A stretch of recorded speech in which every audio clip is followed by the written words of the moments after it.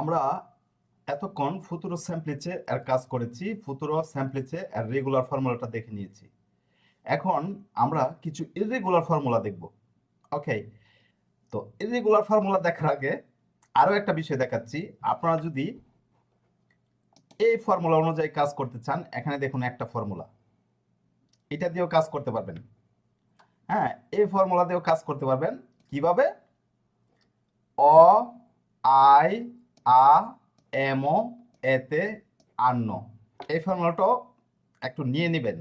তবে যদি মনে করেন না আপনার ঝামেলা বাঁধবে, তাহলে দরকার নেই। হ্যাঁ, এই ফর্মুলাটা দিয়ে কাজ করা যায়। কিরকম? যে বার্বটা আরে দিয়ে শেষ হয়েছে, এই যে এখানে আরে, এখানে আ, আর হচ্ছে বার্বের শেষে এ থাকার কথা। ওকে, এই যে এখানে এ থাকার কথা, প্রত্যেকটা বার্বের শেষে এ থাকার কথা। আমরা কি করব?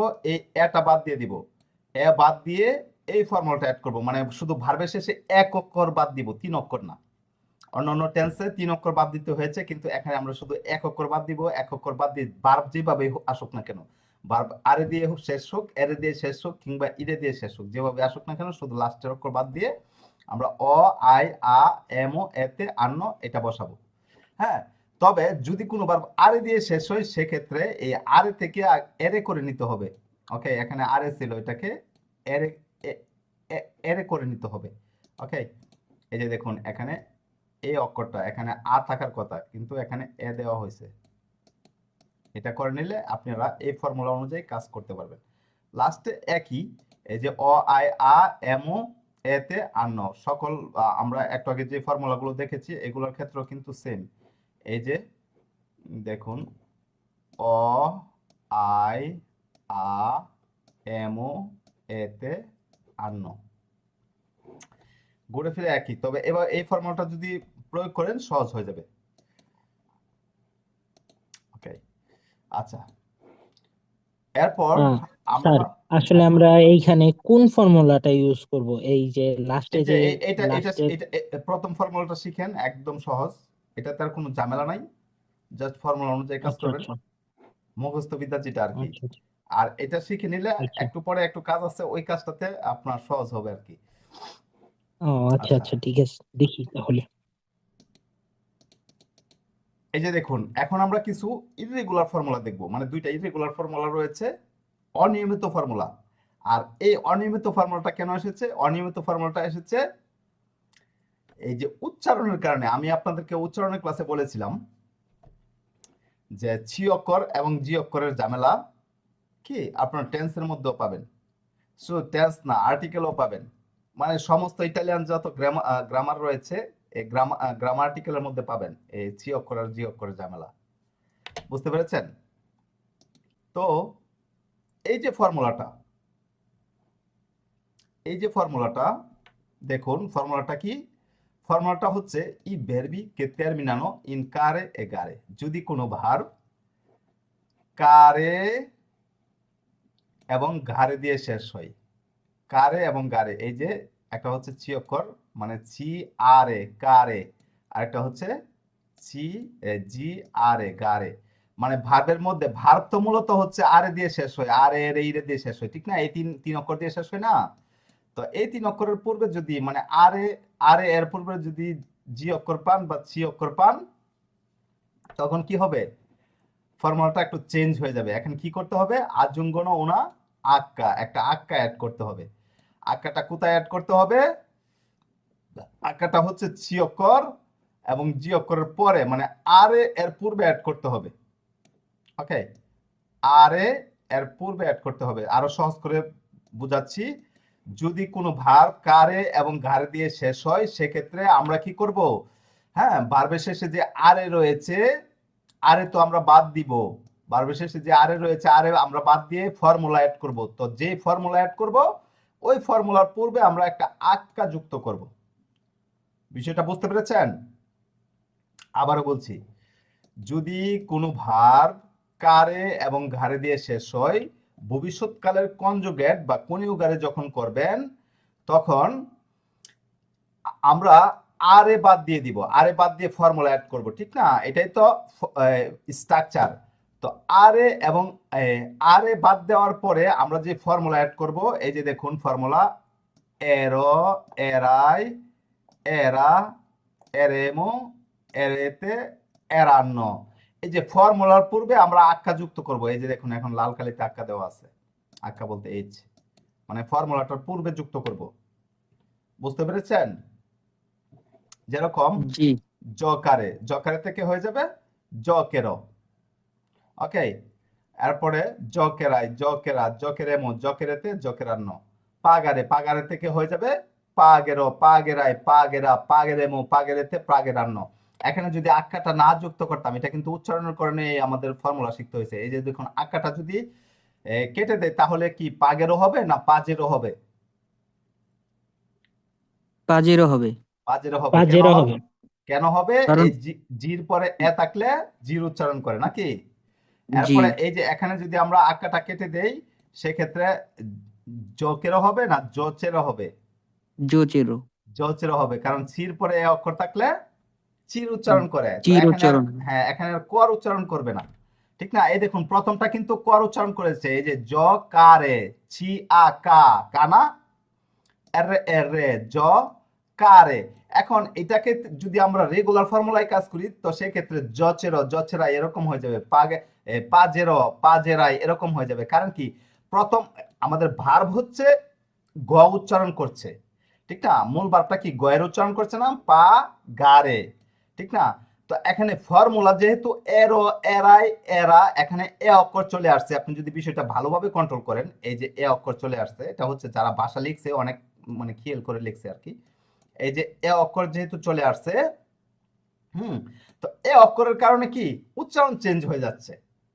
এই জন্য ভাষাবিদরা কি করেছে, যে ফর্মুলার পূর্বে একটা আক্কা যুক্ত করে দিয়েছে, যাতে করে কি উচ্চারণটা চেঞ্জ না হয়। মানে ভার্বের যে উচ্চারণ, মূল ভার্বের যে উচ্চারণ, কনজুগেট করলেও যে সেম উচ্চারণ থাকে, যাতে করে সেম উচ্চারণ থাকে, এই জন্য আক্কা যুক্ত করা হয়েছে।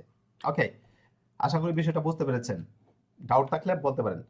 এরপর এটা হচ্ছে একটা ফর্মুলা। ফর্মুলাটা কি, যদি কোনো ভার্ব কারে এবং গারে দিয়ে শেষ হয়, খাতায় এভাবে নোট করবেন। যদি কোনো ভার্ব কারে এবং গারে দিয়ে শেষ হয়, সেক্ষেত্রে ভার্বের শেষে যে আরে রয়েছে, আরে বাদ দিয়ে ফর্মুলা অ্যাড করতে হবে। তবে ফর্মুলার পূর্বে একটা আখ্যা যুক্ত করতে হবে। ওকে, এই যে আখ্যা। এরপর দেখুন আরো একটা ফর্মুলা, এই ফর্মুলা সেম কাজ। দেখুন ফর্মুলাটা হচ্ছে ই verbique terminano in jare এবং চারে, মানে ছি অক্ষর এবং জি অক্ষর। কারণ কি, এই দুইটা অক্ষর একটু ঝামেলা বাঁধাচ্ছে।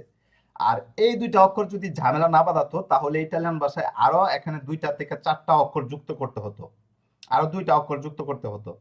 দেখুন যদি কোনো ভার্ব জারে এবং চারে দিয়ে শেষ হয়, সেক্ষেত্রে পেরদোনো লা এলে, সরি পেরদোনো ই, এই যে ই অক্ষরটা পড়ে যাবে। এই যে দেখুন ভার্বের মধ্যে একটা ই অক্ষর আছে, সরি ভার্বের মধ্যে বলতে আরে এর পূর্বে একটা ই অক্ষর আছে।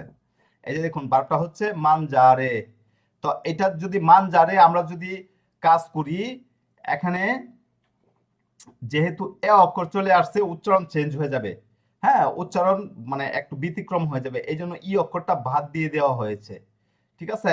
এই ই অক্ষরটা কেন আনা হয়েছিল বলেন তো? জয়ের মানজারে, উচ্চারণের জন্য, জয়ের হ্যাঁ, উচ্চারণের এই জন্য। যে ই অক্ষরটা জ্বর উচ্চারণের জন্য আনা হয়েছে, এবং এই যে ই অক্ষরটা সি এর উচ্চারণের জন্য আনা হয়েছে। তো এখানে যেহেতু এ অক্ষরটা আমরা পেয়ে গেছি, দেখুন এখানে এ অক্ষর আছে না ফর্মুলার মধ্যে, তো যেহেতু সি অক্ষর এবং জি অক্ষরের পরে আমরা এ অক্ষর পেয়ে গেছি, তো এ অক্ষর যেহেতু পেয়ে গেছি, এই এ অক্ষর ওই তো কাজ করবে ইসের জন্য, জ্বর, জ্বর উচ্চারণের জন্য এবং চর উচ্চারণের জন্য। তো আমাদের তো এখানে অতিরিক্ত একটা ই দরকার পড়ছে না। আপনি দেখবেন এভাবে হচ্ছে, আপনার কোন টিচারই আপনাকে বোঝাবে না, ইভেন ইটালিয়ান টিচারও।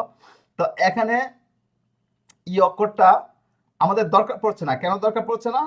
কারণ ফর্মুলার মধ্যে এ রয়েছে। তো সি অক্ষরের পরে যদি এ থাকে, সি অক্ষর তো এমনিতেই চর উচ্চারণ করবে। জি অক্ষরের পরে যদি এ থাকে, জি অক্ষর তো এমনিতেই জ্বর উচ্চারণ করবে। এই যে এই কারণে আকাটা, সরি ইটা বাদ দিতে হবে। বুঝতে পেরেছেন? সবাই বুঝতে পেরেছেন? এখানে হচ্ছে ই verbi che terminano in jare e chare, যদি কোনো ভার্ব জারে এবং চারে বাদ জারে এবং চারে দিয়ে শেষ হয়, সেক্ষেত্রে কি করতে হবে? আরে এর পূর্বে যে ই অক্ষরটা রয়েছে, এই যে দেখুন লাল কালিতে ই অক্ষরটা রয়েছে, এই ই অক্ষরটা বাদ দিয়ে নর্মাল ফর্মুলা অ্যাড করতে হবে, মানে রেগুলার ফর্মুলা যেটা।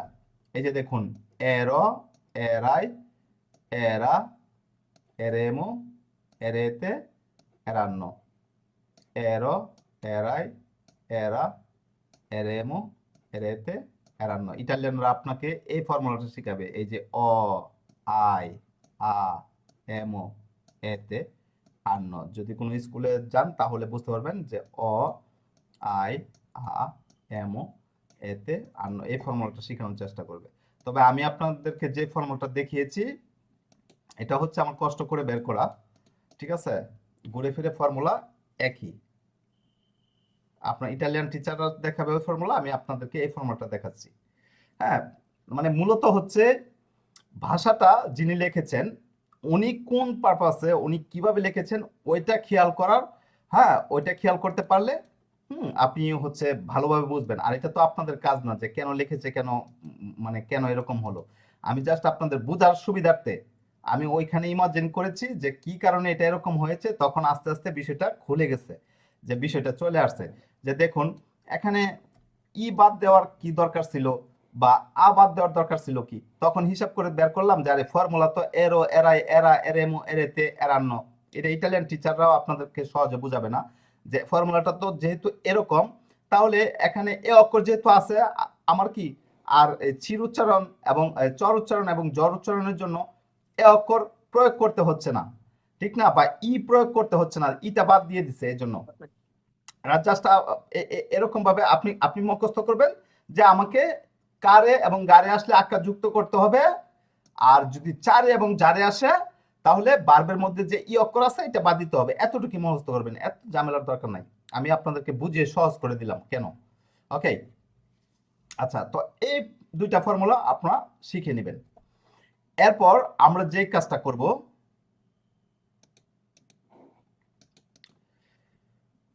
তা হচ্ছে ইতালিয়ান ভাষায় কিছু ইররেগুলার ভার্ব রয়েছে। ইতালিয়ান ভাষায় ফিউচার টেন্সে কিছু ইররেগুলার ভার্ব রয়েছে। এই ইররেগুলার ভার্বগুলো আমরা দেখে নিব। ওকে, ইররেগুলার ভার্ব বেশি না, মানে খুব বেশি ব্যবহার হয় যে ভার্বগুলো, যে 2-300 ভার্ব ব্যবহার হবে, এই 2-300 ভার্ব থেকে মাত্র 15-16টা ইররেগুলার ভার্ব আসে। ওকে, সব মিলে আপনি 20-22টা ইররেগুলার ভার্ব পাবেন ইতালিয়ান ভাষায়, হ্যাঁ, যে ভার্বগুলো ব্যবহার হয়। তো আমরা যদি 15-16টা ইররেগুলার ভার্ব শিখে নেই তাহলে আমাদেরকে আর ইররেগুলার ভার্ব শিখতে হবে না ফিউচার টেন্সের জন্য। তো আমরা এখন ইররেগুলার ভার্বগুলো দেখে নিব।